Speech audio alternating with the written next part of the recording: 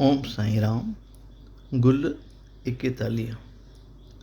साईं बाबा जी फोटे जी कथा ऐं बीवी देव खे ज्ञानेश्वरी जी आज्ञा।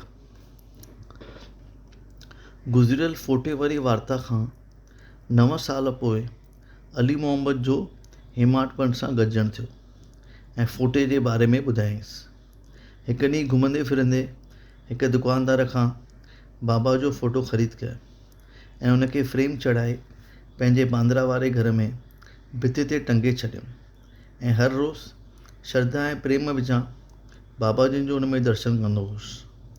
अव्हांजे होली उत्सव मल्हाइण खां 3 महीना अॻु में मुंहिंजो पेरु सुॼी पियो हो, जंहिंजो ऑपरेशन बि करायमि ऐं पंहिंजे साले नूर मोहम्मद जे घर में टिकियो पियो हुउसि। बांद्रा वारे घर में 3 महीननि खां तालो लॻल हो ऐं घर में प्रसिद्ध बाबा अब्दुल रहमान, मौलाना साहिब, मोहम्मद हसैन, साईं बाबा ऐं बाबा ताजुद्दीन ऐं ॿियनि संतनि जा फ़ोटनि जे रूप में हाज़ुर हुआ।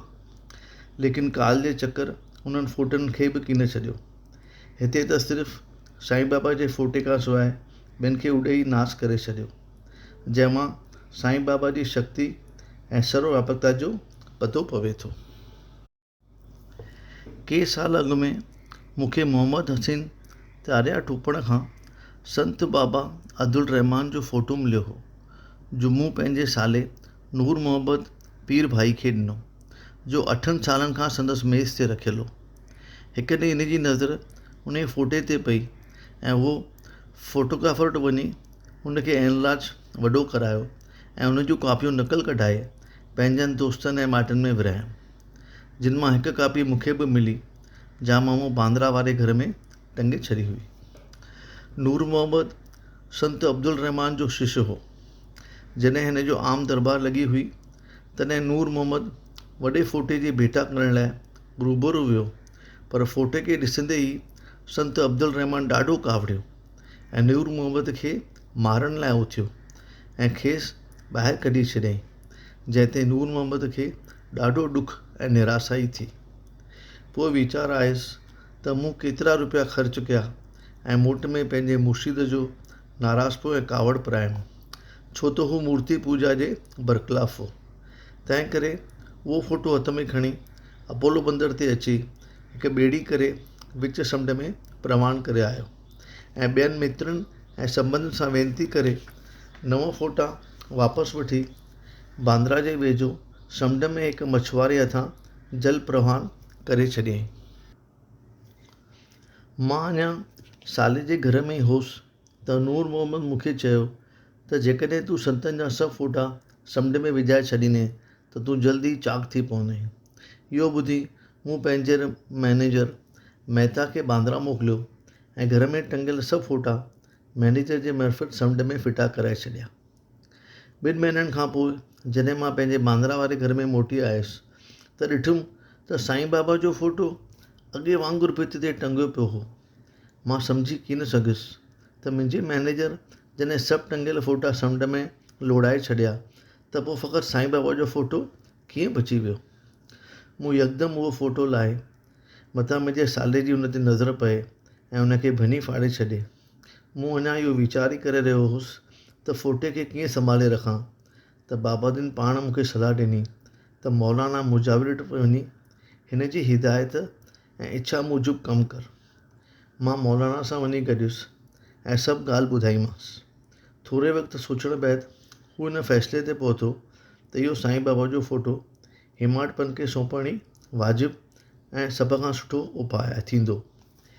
इहा सलाह पकी करे असीं ॿई अव्हांजे घर आयासीं। साईं बाबा जो फ़ोटो अव्हांखे सौंपे वियासीं। मथी ॻाल्हि मां ज़ाहिर आहे त साईं बाबा त्रिकाल दृष्टि हुआ ऐं कहिड़े न सुंदर नमूने पंहिंजे भक्त हिमाटपन जी इच्छा पूरी कयऊं। जंहिं वक़्तु धाणू में बीवी देव ममिलदार हो, उन वक़्तु खेसि ॿियनि धर्मी ग्रंथनि सां गॾोगॾु ज्ञानेश्वर महाराज जे भागवत गीता ते टीका कयल ज्ञानेश्वरी पढ़ण जी ॾाढी इच्छा हुई ऐं हर रोज़ु उन जो हिकु हिकु अध्याय पढ़ंदो हो ऐं ॿिया ग्रंथ बि थोरो वक़्तु नज़र मां कढंदो हो, पर जंहिं वक़्तु हू ज्ञानेश्वरी पढ़णु वेहंदो हो त विच में का न का विघन अची पवंदा हुअसि, जंहिं करे हू तकड़ि में पूरो करे छॾींदो हो ऐं हिनखे आनंद कीन ईंदो हो। 3 महीननि जी मोकल वठी हू शिरडी आयो।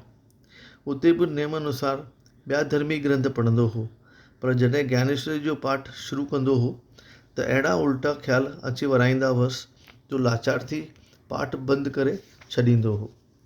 जॾहिं घणी कोशिशि कंदे बि पढ़ी न सघियो तॾहिं निश्चय कयईं त बाबाजिनि जी कृपा ऐं आज्ञा मिलण खां सवाइ हिन पाठ पढ़णु मुमकिन न आहे।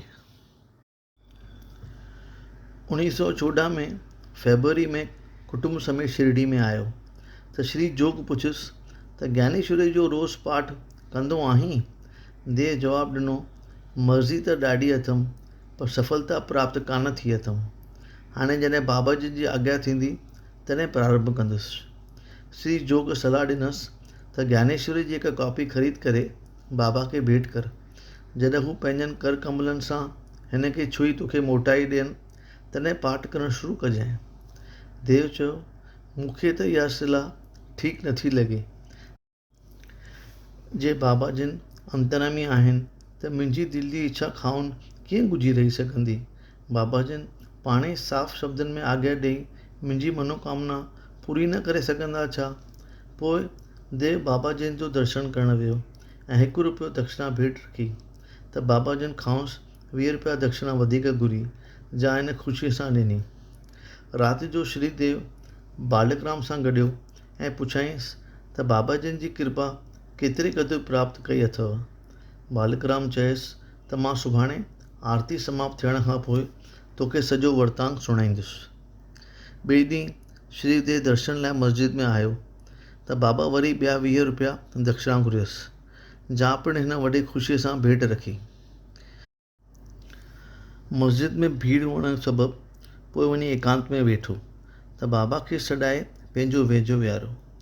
आरती समाप्त थियण बैदि जॾहिं सभु घर वापसि मोटिया तॾहिं श्रीदेव बालकराम खे चयो त मूंखे पंहिंजो अॻियों इतिहास ॿुधायो ऐं बाबा तरफ़ां कयल उपदेश ऐं ध्यानु वग़ैरह जे बारे में पुछियो।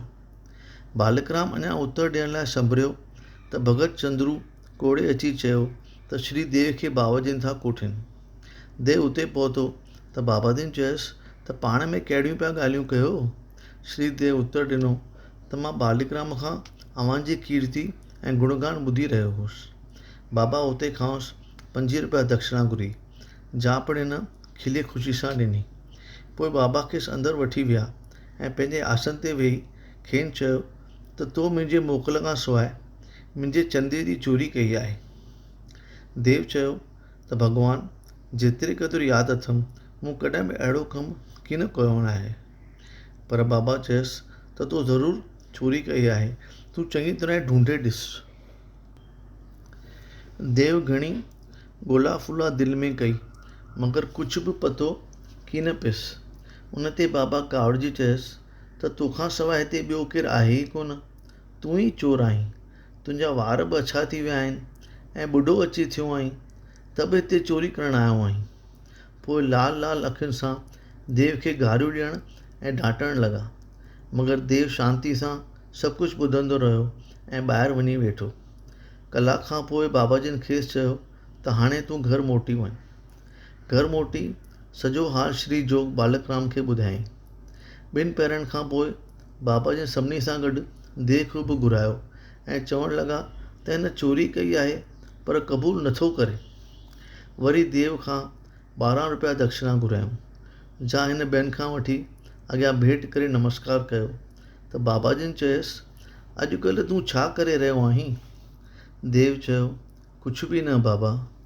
बाबा चयो, हर रोज़ु ज्ञानेश्वरी जो पाठ कंदो कर। वञ वाड़े में वेही ज्ञानेश्वरी जो अध्याय नंबरवार पाठ कजि। जेको पढ़ी उन जो अर्थ ॿियनि खे प्रेम ऐं भक्तिपूर्वक सम्झाइजि। मां त तोखे सोनो शिलो भेंट ॾियणु चाहियां थो, पर तूं चंदनि जी आशा सां छो थो वञीं? इहो तुंहिंजे मुंहं ते थो पवे।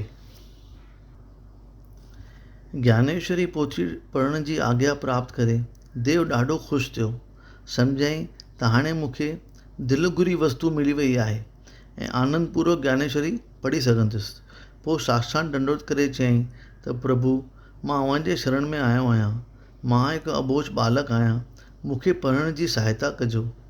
बाबाजिनि जी कृपा सां हींअर सफ़ा ॻाल्हि सम्झ में आयसि त मूं जेको बालिकराम खां पुछियो पिए उहो चंदे समान आहे, ऐं बाबाजिनि उन्हनि विषयनि में रुचि कोन हुई, छो त बाबाजिनि पाण सभिनी जी शंकाऊं दूर करण लाइ हमेशह तयारु रहंदा आहिनि। ॿियनि खां अजाया सुवाल पुछणु खेनि सुठो न थिए लॻो। तंहिं करे देव खे डांटियऊं ऐं मथिस कावड़ कयऊं, ऐं देव बाबाजिनि जे कावड़ जे शब्दनि खे हिकु आशीर्वाद करे सम्झो ऐं ख़ुशि थी घर मोटियो। मथी मोकल ॾियण खां 1 साल पोइ बाबाजिनि ख़ुदि देव वटि विया ऐं पुछियऊंसि त वाधारो केतिरो कयो अथई। 2 अप्रैल 1914 विस्पति जे सुबुह जो बाबाजी सुपिने में दर्शन ॾेई पुछियुसि त हाणे पोथी सम्झ में अचेई थी? देव जवाबु न ॾेई सघियो। तंहिं ते बाबाजिनि चयसि त पोइ तूं कॾहिं सम्झंदे? देव अखियुनि मां लुढ़क वहाए चयो त हे देवा, मूंखे पक आहे त जेसिताईं अव्हीं मूं ते कृपा रूपी मींहुं न वसाईंदा, तेसिताईं ज्ञानेश्वरी जो अर्थ सम्झणु मूं लाइ मुमकिन न आहे। बाबाजिनि चयसि त मुंहिंजे साम्हूं मूंखे पढ़ी ॿुधाए। तूं तकिड़ो थो पढ़ीं, आत्महत्या विषय वारो अध्याय पढ़ंदो कर। देव पोथी खणणु वियो त नेत्र खुली पियसि ऐं सपनो ख़तमु थी वियो। हाणे पाठको ख़ुदि हिन ॻाल्हि ते पाण में खूब सोचियो ऐं अनुमान लॻायो त देव खे सपने मां केॾो न आनंद आयो हूंदो। ओम साईं राम। गुल 41 पूरो थियो।